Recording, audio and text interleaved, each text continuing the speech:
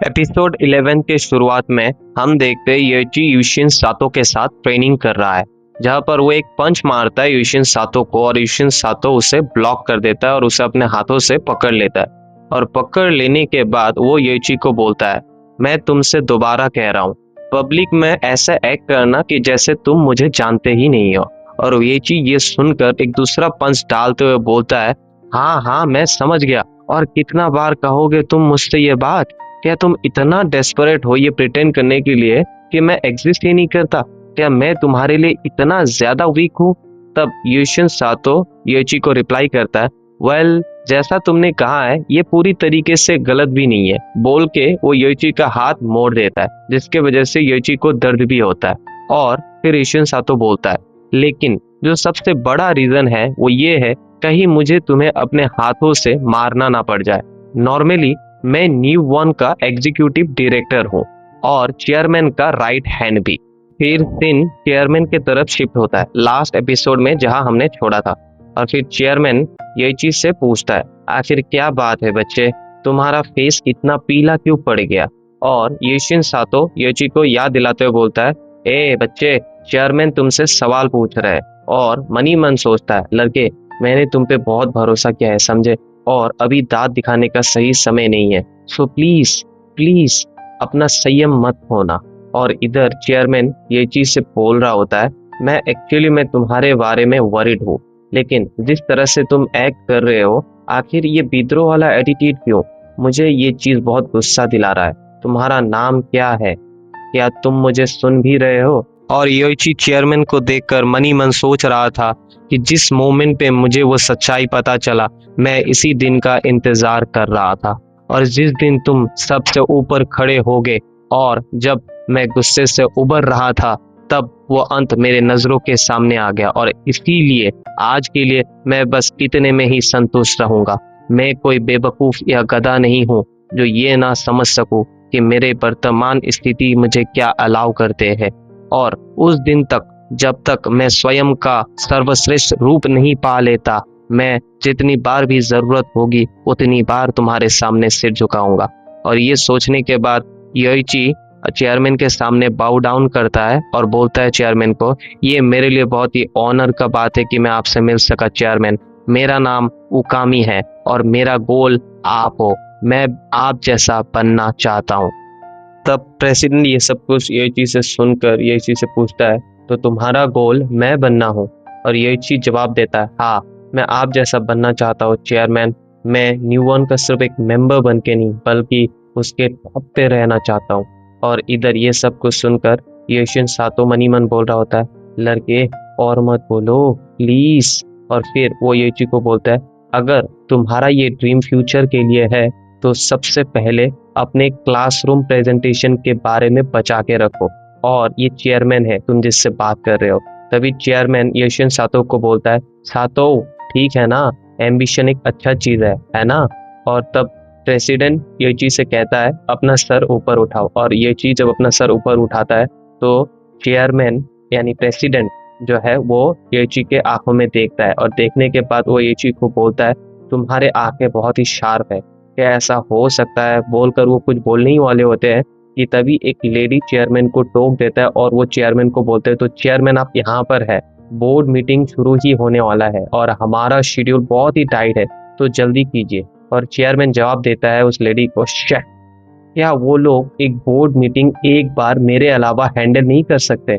बोलने के बाद वो जाने लगते हैं और सातो को बोलते हैं, यानी यूशिन सातो को बोलता है, चलो चलते हैं सातो। और सातो भी चेयरमैन को जवाब देता है, ठीक है चेयरमैन। लेकिन सातो जाते हुए एक बार योची को देखता है, यानी एक लुक देता है। और चेयरमैन सोचने लगता है, उसने क्या नाम बताया था अपना?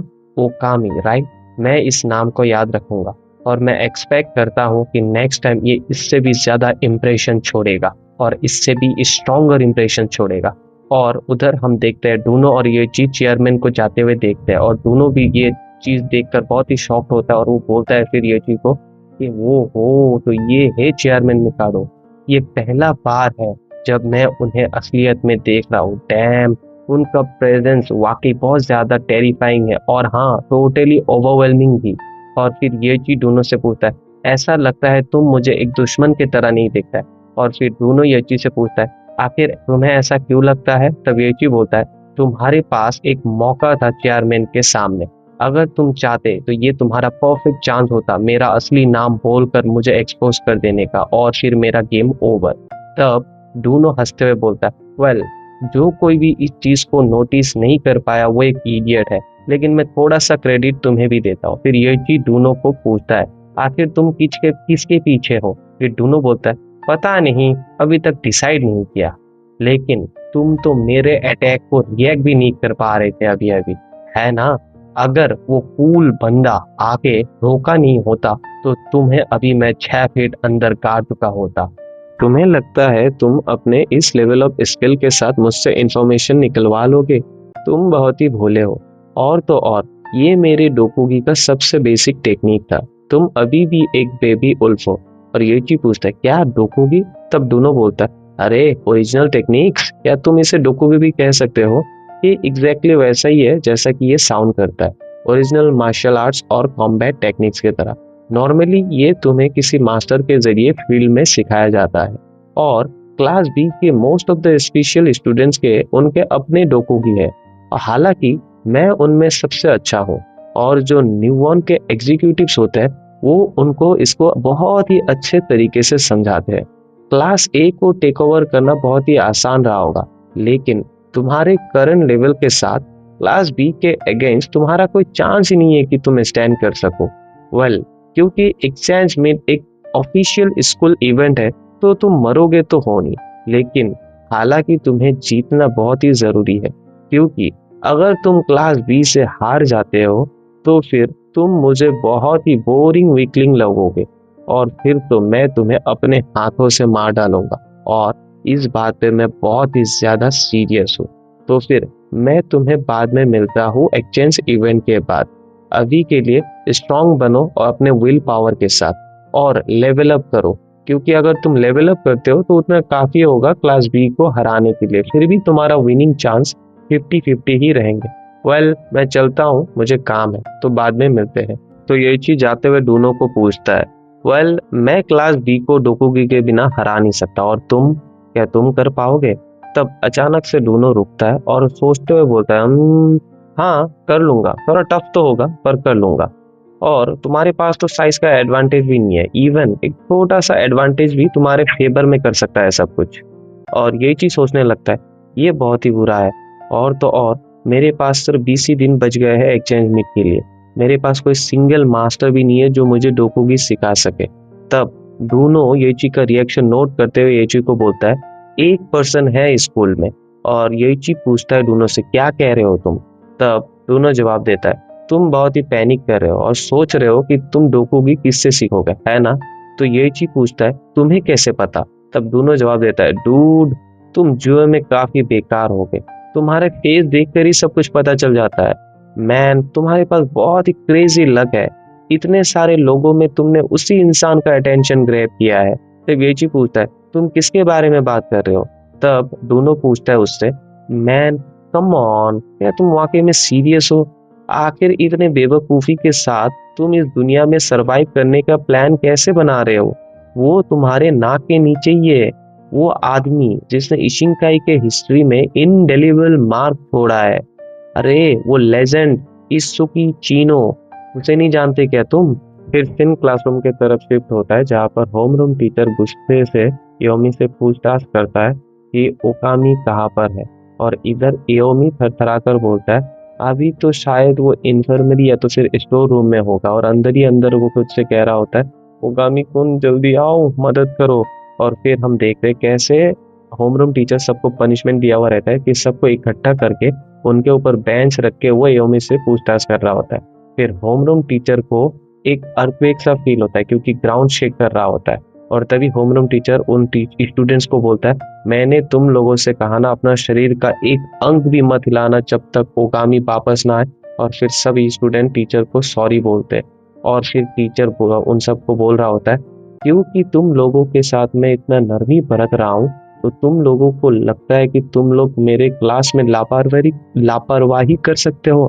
तुम लोग रुको, मैं तुम लोगों को दिखाता हूँ कि एक टीचर का असली टेरर होता क्या है। एपिसोड 12 की शुरुआत में हम देखते हैं यूएची क्लासरूम तक पहुंच चुका है और वो जब क्लासरूम के अंदर का सीन देखता है वो पूरी तरीके से शॉक रह जाता है और वो पूरा पसीना पसीना हो जाता है। और फिर वो पूछता है क्या, आखिर क्या हो रहा है यहाँ पर।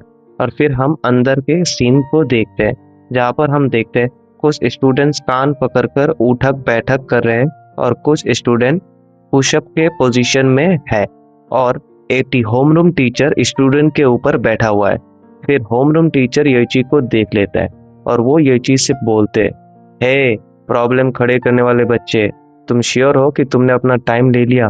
तुमने क्लास को स्किप करने की हिम्मत की, तुम्हारी दाद देनी पड़ेगी। तुम कैसे एक्सपेक्ट करते हो कि तुम अपने क्लासमेट्स के ऊपर बोझ बनकर बस ऐसे ही निकल जाओगे? और हम देखते योमी मनी मन बोलता है, फाइनली तुम आ गए। फिर टीचर कंटिन्यू करते हुए बोलता है, वेल जो कुछ भी हो मैं मेक श्योर करूंगा कि तुम रिग्रेट करो, तो रेडी रहना। आखिरकार एक क्लास रिप्रेजेंटेटिव को ही एग्जाम्पल सेट करना चाहिए और तुम स्कूल के बाद यही रुकोगे, याद रखना। और ये सब कुछ सुन के मनी मन बोलता है, शह आज तो बहुत बुरा हुआ। फिर क्लास खत्म होने के बाद यूएची क्लासरूम में रुक जाता है और होमरूम टीचर आकर यूएची को बोलता है, तो ओगामी मेरे क्लास को मिसकीप करने की कीमत बहुत ज्यादा है, क्या तुम्हें पता है? और ऑनेस्टली कहूँ तो ये बहुत ही इजी है तुम्हारे लिए, है ना? फिर यूएची जवाब देता है, हाँ टीचर, मैं एक्सपेक्ट कर रहा था इससे भी कुछ बुरा होने वाला है, लेकिन जो मुझे काम मिला है वो बस ये है कि मुझे किसी तरीके से क्लासरूम को साफ करना है ना? फिर टीचर बोलता है, अगर इतना काफ़ी नहीं है तो तुम अपने लिस्ट में जिम को भी ऐड कर सकते हो।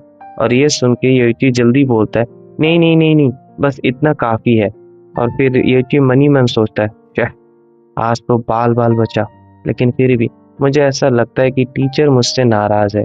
तब टीचर यूएची को बोलता है, क्या तुम्हें अंदाज़ा भी है मैंने तुम्हें कहाँ कहाँ ढूंढा? और तुम्हें मेरे सारे क्लासेस में बस तुम्हें मेरे ही क्लासेस स्किप नहीं करने चाहिए। और इधर यूएची मनी मन सोचता है, मुझे बस किसी तरीके से वो स्पेशल टेक्निक जल्द से जल्द सीखना पड़ेगा, लेकिन फिर भी मैं इस टॉपिक को ऐसे ही नहीं उठा सकता। तो मैं जो कर सकता हूँ वो ये है कि टीचर के मूड को अच्छे होने तक वेट करना। फिर टीचर यूएची को बोलता है, क्या तुम्हारे पास कुछ है कहने को? अगर है तो बोलो अभी का अभी। और ये सुन के यूएची बोलता है, क्या? फिर टीचर बोलता है, तुम मुझसे कुछ पूछना चाहते हो, है ना? और हाँ, इधर उधर की बातें करना बंद करो और पूछो जो पूछना है सीधी तरीके से। फिर यूएची पूछता है टीचर से, आपको कैसे पता चला? फिर टीचर बोलता है, तुम्हें क्या लगता है मैं ऐसे ही टीचर बन पाया? अगर मैं ऐसा नहीं करता तो मैं एक अच्छा टीचर कैसे बन पाता? और तुम्हारे जैसे इमेच्योर बच्चों के थॉट्स को समझना मेरे लिए स्वाभाविक है, स्पेशली तुम्हारे थॉट्स को पढ़ना तो और भी बहुत ज्यादा इजी है। तब यूएची बोलते हैं, क्या? अब टीचर और बोलता है, और तुम्हारे साथ ऐसा लगता है हमेशा से ही एक दीवार सा खड़ा है। तुम जानते तो हो ना, मैं तुम्हें बता दूं, तुम हमेशा ही ऑन गार्ड रहते हो और लोगों से डिस्टेंस मेंटेन करके चलते हो, लेकिन अभी तुम एक हाई स्कूलर की तरह स्ट्रगल कर रहे हो कुछ करने में।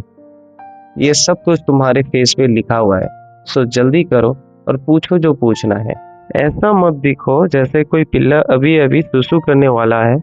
और ये सुन के यूएची थोड़ा देर के लिए शांत हो जाता है और फिर हाथ छोड़ते हुए बोलता है, मैं चाहता हूँ कि आप मुझे डोकोगी सिखाए एक्सचेंज मीट के लिए।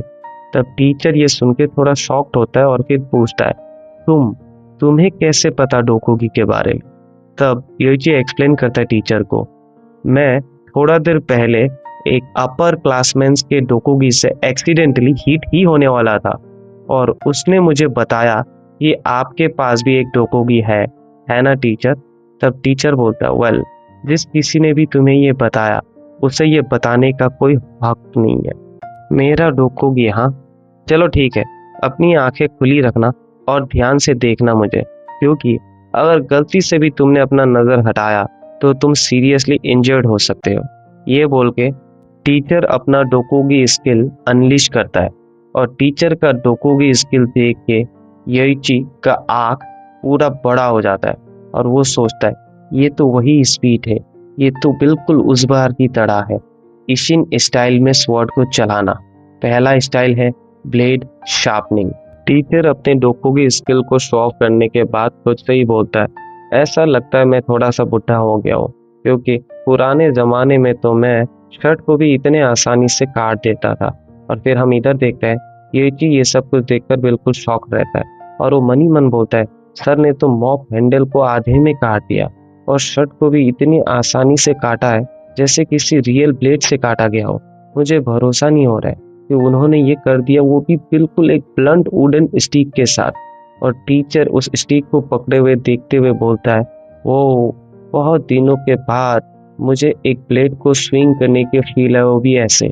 सो वो टीचर ये चीज से पूछता है, सो तो तुम क्या सोचते हो मेरे डोकोगी के बारे में, क्या तुम इसे कॉपी कर सकते हो?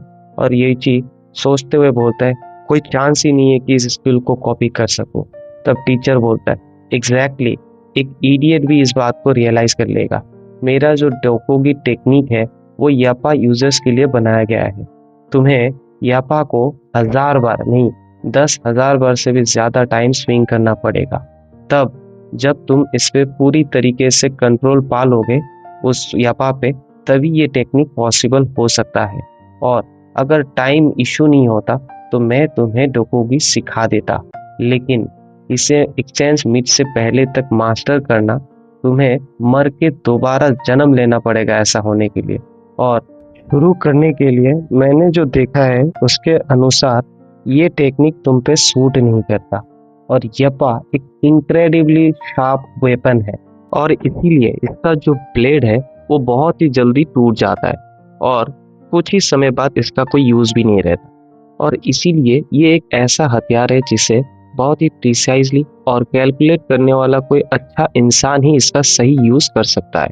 और इसका इस्तेमाल तभी करना जब किसी को परफेक्ट ओपनिंग मिले, और तुम इसमें इतना जल्दी मास्टर नहीं कर पाओगे। तुम्हारा जो स्टाइल है वो बहुत ही रेकलेस और हेड ऑन असॉल्ट की तरह है, जहां पर तुम अपने रॉ फिजिकल पावर और अपने एग्रेसिव फाइटिंग स्टाइल को बैक करते हो।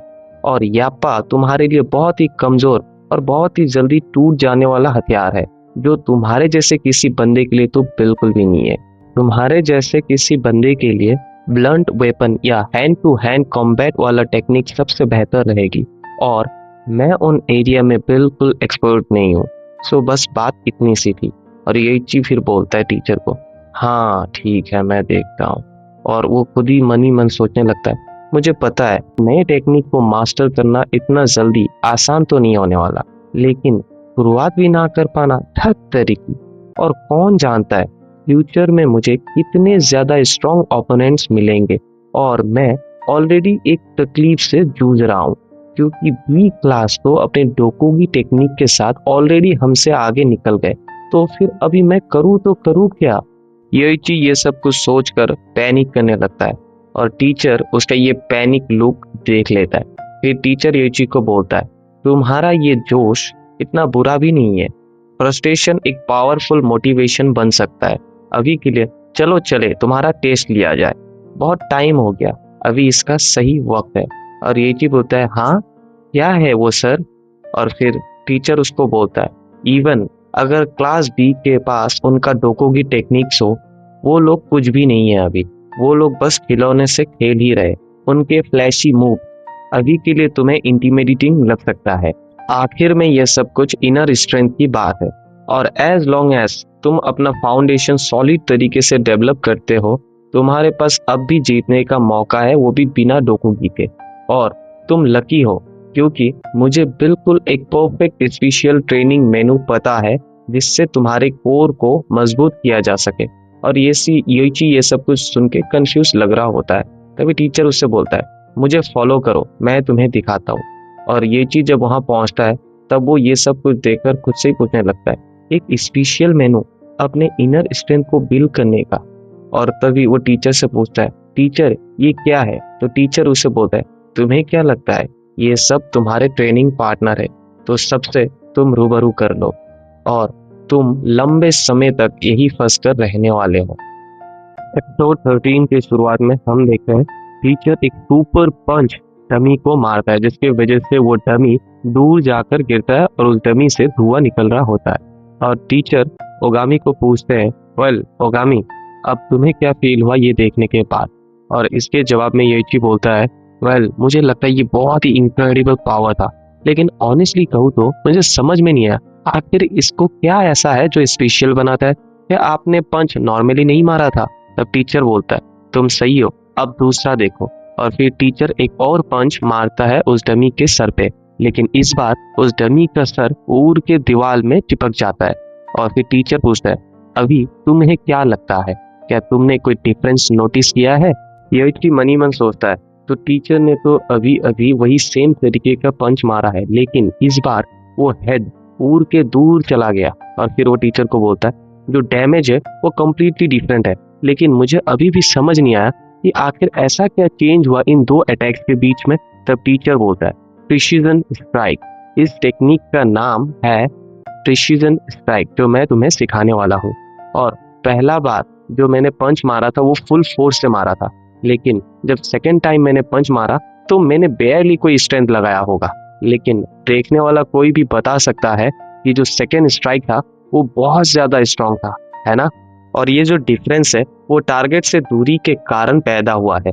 हालांकि वो जो फोर्स है उसको तुमने इम्पैक्ट पॉइंट पर लगाया था या नहीं? तब येची पूछता है, क्या इम्पैक्ट पॉइंट? तब टीचर बोलता है, हाँ इम्पैक्ट पॉइंट। स्ट्राइकिंग टेक्निक में सबसे ज्यादा नुकसान तब पहुंचाया जाता है जब तुम्हारा फिस्ट या लेग पूरी तरीके से फैला हुआ हो, और उस पॉइंट को बोलते हैं हम इम्पैक्ट पॉइंट। अगर तुमने फोर्स को अप्लाई किया इम्पैक्ट पॉइंट तक पहुंचने से पहले ही, तो वो फोर्स सिंपली आगे की तरफ धकेलेगा, और वो तब तक धकेलेगा जब तक उस पॉइंट तक पहुंच नहीं जाता। और इससे होगा क्या कि तुम अपने एनिमी को इफेक्टिव डैमेज नहीं पहुंचा पाओगे, तुम बस अपना स्टेमिना ही वेस्ट करोगे। हालांकि अगर तुमने स्ट्राइक को लैंड किया एग्जैक्टली इम्पैक्ट पॉइंट पर पहुंचने के बाद, तब तुम्हारा जो स्टेमिना कंजम्पशन है वो बहुत ही कम हो जाएगा, और अपने ओपोनेंट को पूरा 100% पावर डिलीवर कर पाओगे। और उसी को बोलते हैं प्रिसीजन स्ट्राइक। पहले इसे मास्टर करो, उसके बाद बात करेंगे। ये स्पेशली क्राफ्टेड ट्रेनिंग डमी इसी पर्पस के लिए बनाया गया है। हालांकि इनके हेड हो या चेस्ट, जिस मोमेंट पे तुम टारगेट से एक दूरी तक इम्पैक्ट पॉइंट पे अलाइन कर लोगे, जैसा कि तुमने देखा इनके स्ट्राइकिंग पार्ट ही दूर जाके गिरते हैं, और इसको इसी तरीके से डिजाइन किया गया है। और तुम्हारा गोल है 1 मिनट के अंदर सारे डमीज पे प्रिसीजन स्ट्राइक को लैंड करना। अगर तुम इसके आधे भी कर लेते हो तो वो भी बहुत ज्यादा इम्प्रेसिव होंगे। तब ये चीज पूछता है, क्या सिर्फ आधा? तो टीचर बोलता है, हाँ, तुम्हें क्या लगता है कि तुम इसे कर लोगे? क्लियरली ये सब कुछ बेसिकली इम्पॉसिबल है। इवन मेरे पीक पे, इवन जो इशिनकाई के मेन फाइटर्स थे, वो लोग भी इस टेस्ट को क्लियर नहीं कर पाए थे। और इस गोल को जानबूझकर हाई रखा गया है, और इस टेस्ट को इस तरीके से डिजाइन किया गया है ताकि ये कभी क्लियर ही ना हो, और ऐसा ही है ये टेस्ट। तब ये चीज पूछता है, तो क्या अब तक कोई भी इस टेस्ट में सक्सेसफुल नहीं हुआ है? तब टीचर जवाब देता है, नहीं, एक है जिसने इस ट्रेनिंग को खुद डिजाइन किया था, और वही है जो इस टेस्ट को सक्सेसफुल कर पाया है। और तब ये चीज पूछता है, फिर वो है कौन? तब टीचर बोलता है, और कौन, जहां तक मैं जानता हूँ अब तक कोई भी उन्हें सरपास नहीं कर पाया, और वो है शिंडो, जो कि हमारे फॉर्मर चेयरमैन थे। और ये सुन के येची को थोड़ा तो झटका लगता है। और फिर टीचर कंटिन्यू करते हुए बोलता है, वो जन्म ही हुए थे ओवरवेलमिंग स्ट्रेंथ के साथ, उनका बॉडी का जो बिल्ट है वो इतना ज्यादा डिफरेंट है हम लोगों से कि हम लोग तो अब तक उनके क्लोज नहीं आ पाए। और ये सुन के येची टीचर को थैंक यू बोलता है, और टीचर भी थोड़ा बहुत कंफ्यूज रहता है। और फिर येची मनी मन बोलता है, ये मेरा पहला बार है जब मैंने उनका नाम सुना, मेरे फादर का नाम, जिन्हें मैंने अब तक देखा तक नहीं है, और अब तो मैं और भी ज्यादा जोश में हूँ, मैं इतना खुश कभी नहीं था।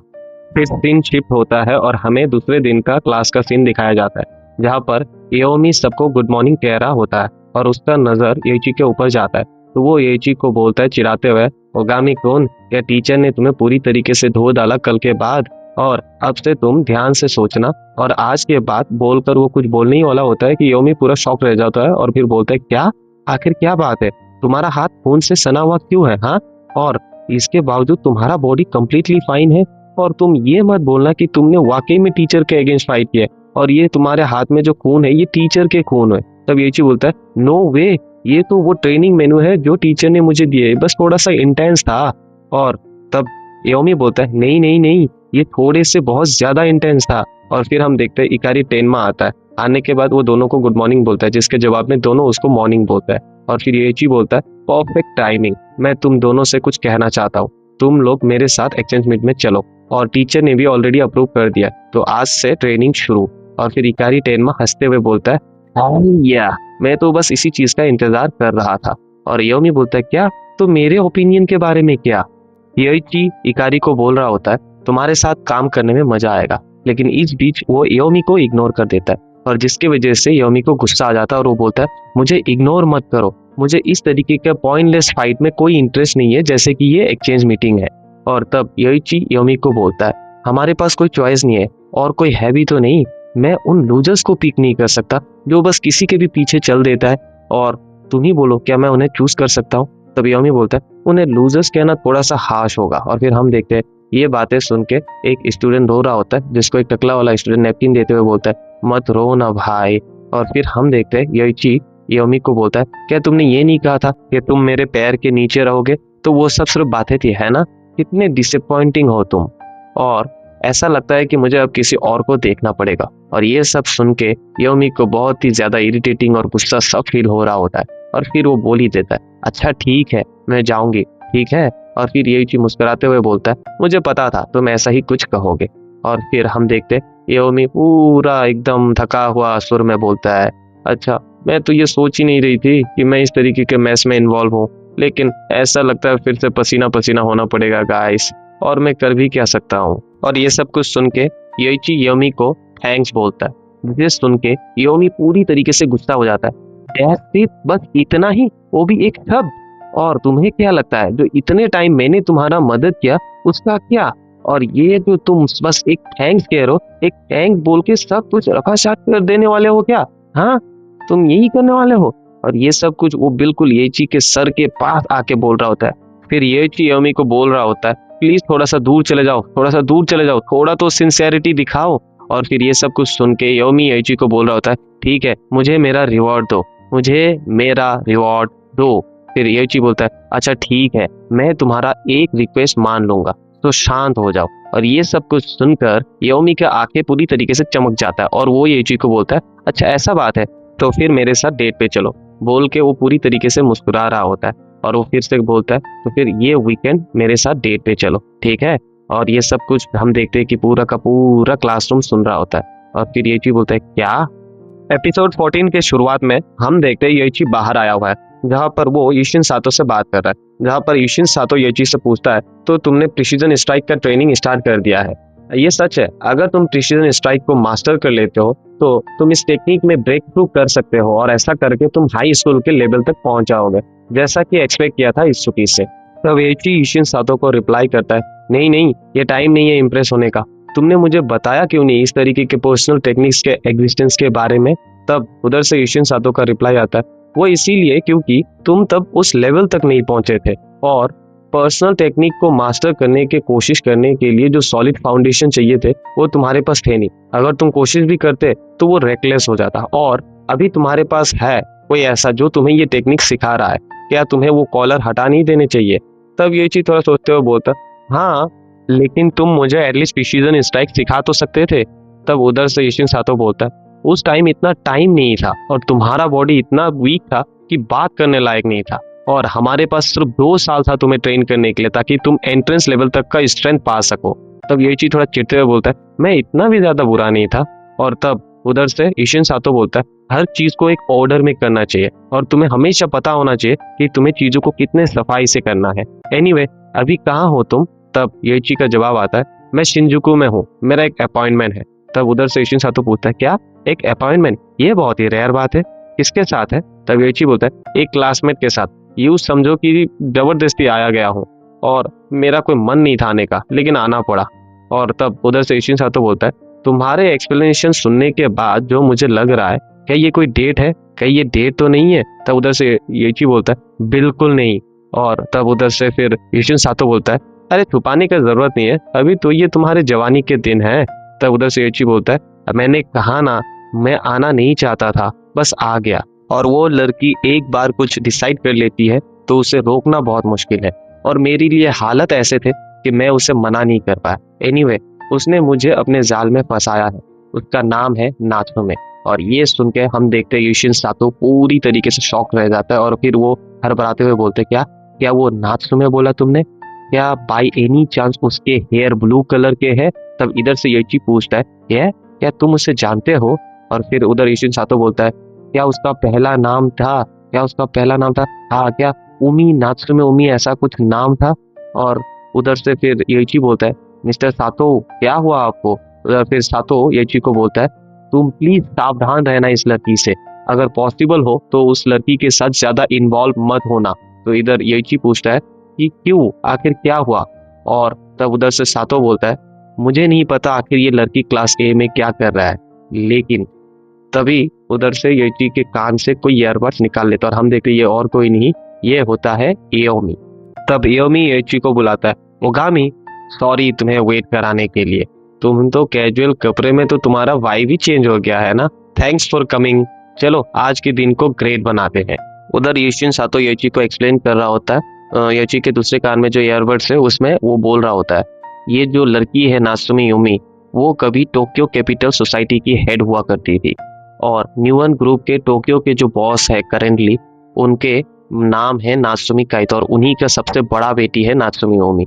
और वो जो नात्सुमी काइतो है वो चेयरमैन मिकाडो का सबसे करीबी में से एक माना जाता है और ये लड़की बहुत ही ज्यादा रिस्की है और मुझे नहीं पता उस लड़की ने किस तरीके से तुम्हें अप्रोच किया है।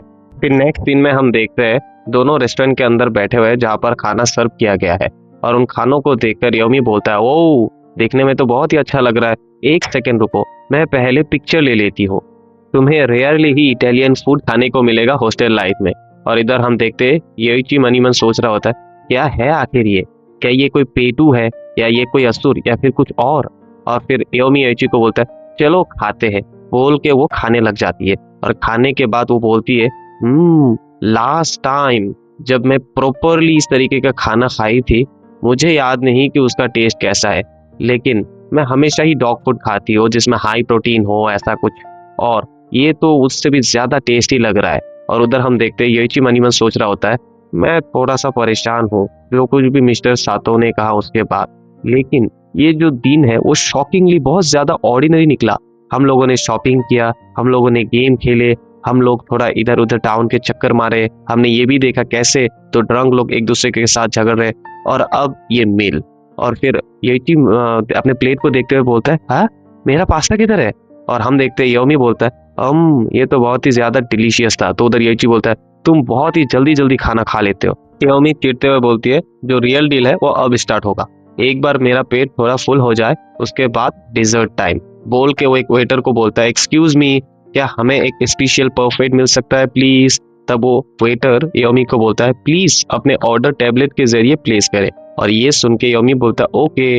और वो जब फिर टैबलेट को घूरती है तब वो बोलता है, वो उनके पास केक भी है, मैं चूज नहीं कर पा रही हूँ। और हम देखते हैं योइची मनी मन सोच रहा होता है कि क्या यही है कैपिटल सोसाइटी के चेयरमैन का बेटी, क्या सातो से कोई गलती हुई है?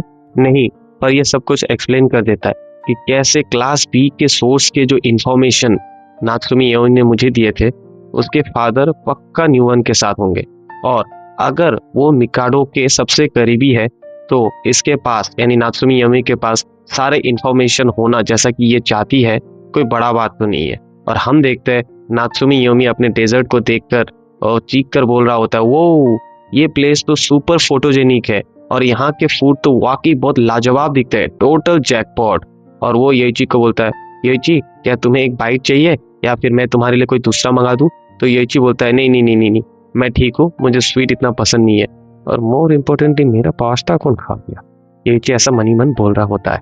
बदले में योमी बोलते, सीरियसली बाद में मैं शेयर नहीं करने वाले, ठीक है? तो योइची बोलता है, अच्छा अच्छा ठीक है ठीक है ठीक है। फिर हम देखते वो लोग रेस्टोरेंट से बाहर निकल चुके होते हैं। तो वॉक करते हुए योमी योइची से पूछता है, ओगामी तुम्हारे फैमिली में कौन कौन है, और तुम्हारे करीब आने के लिए हम दोनों को एक दूसरे के बारे में जानना तो चाहिए है ना, तो इसीलिए मुझे सारे चीजें बताओ। तब योइची जवाब देता है, मेरे पास कोई फैमिली नहीं है, वो सब के सब मर गए। और ये सुन के योमी थोड़ा दुखी हो जाती है और बोलते है, ओह सॉरी। तब योइची बोलता है, कोई बात नहीं, तुम फिक्र मत करो इसके बारे में, ये सब कुछ पास्ट की बात है, अब मुझे ये सब कुछ इतने बॉदर नहीं करते। तब उधर से योमी बोलता है, नहीं फिर भी मैं इन सब को लेके बहुत इंसेंसिटिव हूँ, आई एम रियली सॉरी। फिर हम देखते हैं एक लड़के को जो सिगरेट फूक रहा होता है और वो उन दोनों को देखकर योमी को देखता है एक्चुअली में, तो देखकर बोलता है, ओह कैपिटल सोसाइटी, तुम यहाँ क्या कर रहे हो? और ये सुन के योइची जब उनके तरफ देखता है तब योइची सोचता है, ये लोग ये लोग तो टॉप कैंडिडेट है ना क्लास बी के। हाँ, ये लड़का कोइशु साउथ से विंड सोसाइटी से उकियो जिन है, और ये लड़का होकाइडो फैक्शन से व्हाइट नाइट सोसाइटी से और शिरोतानी लू है ना।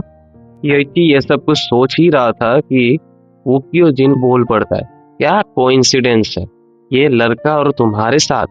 ये तो क्लास ए से क्लास ए का रिप्रेजेंटेटिव होगा भी है ना।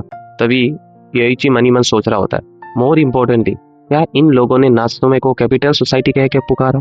तभी वो लड़का उकियो जिन बोल रहा होता है, डैम, भर्ती होने के जस्ट बाद ही बॉयफ्रेंड बना लेना, नाइस वन। लेकिन सीरियसली, आखिर लड़कियों को घास फूस खाने वाले लड़के क्यों पसंद आता है। फिर उकियो जिन योमी से कहता है, इसके जैसा बंदा खेलने के लिए तो ठीक है, लेकिन इसके जैसा कोई बंदा क्या तुम्हें सचमुच सेटिस्फाई कर सकता है। फिर वो यही चीज से कहता है, फिजिकली और सेक्सुअली मैं तुमसे वे बेटर हूँ, तुम जानते भी हो। और बिस्तर पर एक हर्बीवोर से बेहतर एक कार्निवोर चूज करना सबसे बेटर है। फिर शिरोतानी उकियो जिन से कहता है, हे, वो तुम्हें इग्नोर करके चली गई, तुम जानते तो हो ना। और ये सुन के उकियो जिन गुस्सा करते बोलते, क्या वो लड़की सचमुच। अगर तुम्हें खेलना ही पसंद है तो मैं तुम्हें समझाऊंगा बलपूर्वक। बोल के वो हंसने लगता है और वो कहता है, वेल आई गेस कुछ डिफेक्टिव बंदों के साथ बड़ा होना, कोई शक नहीं कि तुम्हारे पास नजर ही नहीं है एक मर्द को देखने के लिए। बदकिस्मती के छाये में जन्मी, मेहनत की, कष्ट झेले, सच में ये बेचारी लड़की। आई गेस मुझे ही इन सब बातों को नजरअंदाज करना पड़ेगा। और हम देखते इतने में एओमी आके उसे स्ट्राइक कर देता है, क्योंकि एओमी को बहुत गुस्सा आ रहा होता है। और एओमी का स्ट्राइक वो बहुत ही कैजुअली पकड़ लेता है। और हम देखते हैं एओमी का हालत बहुत खराब हो जाता है और वो सोच रहा था यस शिट। और हम देखते हैं युकियो जिन फिर बोलता है, ये एक्सप्रेशन, ऐसा लगता है तुम फ्रस्ट्रेशन में हो, लेकिन ये दिखने में काफी हॉट लग रहा है। और अगर तुम किसी को ब्लेम करना ही चाहते हो तो अपनी किस्मत को ब्लेम करो, इतने जल्दी निराशावादी मत बनो।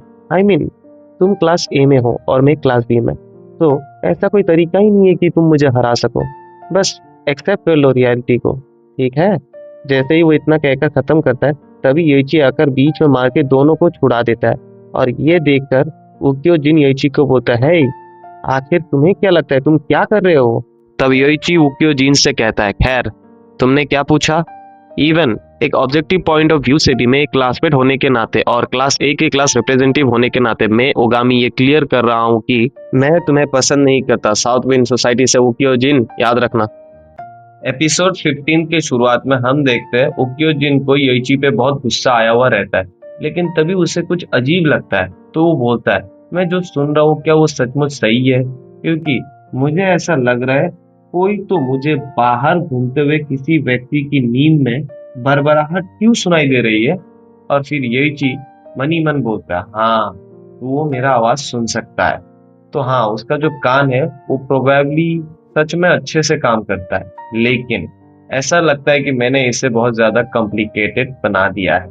तब उकियो जिन गुस्से में योइची को बोलता है, तुम जैसा बंदर जो सिर्फ लड़कियों के पीछे भागता है, बोल के वो योइची को अप्रोच करने जा ही रहा था कि तभी शिरोतनी लू जिन को पुकारते हुए बोलता है, जिन इतना काफी है, तुम ही वो हो जिसने ये सब कुछ शुरू किया। अगर तुम ऑफ कैंपस कुछ भी परेशानी खड़ी करते हो तो तुम एक्सपेल हो सकते हो, और अगर तुम अपना गुस्सा शांत करना ही चाहते हो तो मिक्सर का शांत होने का वेट करो। तब उकियो जिन गुस्से को थूक कर बोलता है, हाँ तुम्हारे बातों में पॉइंट तो है, यही आखिरी चीज है जो मुझे चाहिए था। और मैं इस जैसा एक कमजोर बंदे के लिए स्कूल से एक्सपेल तो बिल्कुल नहीं होना चाहता, बोलकर वो जाने लगता है। लेकिन तभी घूम कर एक साइड पंच येची को मारता है, जिसको येची ने बहुत अच्छे से ब्लॉक कर लिया होता है।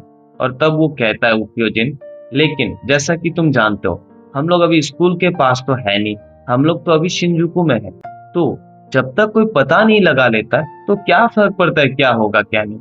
और क्योंकि योइची उकियो जिन का जो पंच है वो रोक लिया होता है, तो उकियो जिन अपने विन डोकुगी से योइची के ऊपर हमला कर रहा होता है, जिससे योइची बचने का पूरी कोशिश कर रहा होता है। लेकिन एक पंच वो जैसे तैसे ब्लॉक करता है, लेकिन जैसे ही वो पंच को ब्लॉक करता है तो वो पीछे खिसका दिया जाता है। और पीछे खिसकते हुए योइची सोच रहा होता है, आखिर ये क्या था। उसके हर अटैक जैसे हलचल मचा दे रहे हो, क्या उसने अपने टेक्निक में स्पिन भी ऐड कर दिया है।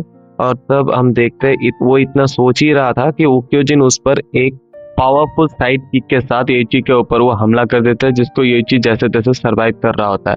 और भी अटैक वो येची पे कर रहा होता है और येची उन अटैक को डॉज कर रहा होता है और डॉज करते हुए सोचता है, ओ तो ये टेक्निक साउथ विंड सोसाइटी के नाम के वर्दी तो है, लेकिन क्या ऐसा इसलिए है क्योंकि मैंने प्रिसीजन स्ट्राइक सीख लिया है? नो डाउट उसके अटैक बहुत ज्यादा पावरफुल है, लेकिन मैं सारे के सारे अटैक को देख सकता हूँ और सारे के सारे अटैक्स कहाँ से आने वाला है मुझे पता चल जा रहा है, और इससे बचने के लिए मुझे थोड़ा सा डिस्टेंस क्रिएट करना पड़ेगा। फिर मैं उसके इम्पैक्ट पॉइंट को टारगेट करूंगा और काउंटर अटैक कर पाऊंगा। और ये चीज बिल्कुल ऐसा ही करता है, और ऐसा करने के बाद वो बोलता है हाँ लैंड कर गया, वो भी क्लीन तरीके से।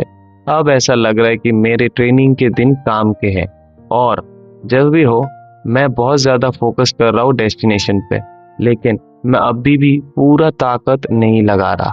और हम देखते हैं उक्योजिन अपना मुंह पकड़ते हुए बोलता है, व्हाट द हेल, ये क्या था, एक आधा अधूरा अपरकट? क्या तुम मेरा मजाक उड़ा रहे हो या फिर ऐसा कुछ? तो येची बोलता है, तुम जैसा भी सोच रहे हो वो तुम सोच सकते हो, लेकिन मैं बहुत ज्यादा सीरियस हूँ और मैं इसको फुल्ली मास्टर नहीं कर पाया अब तक।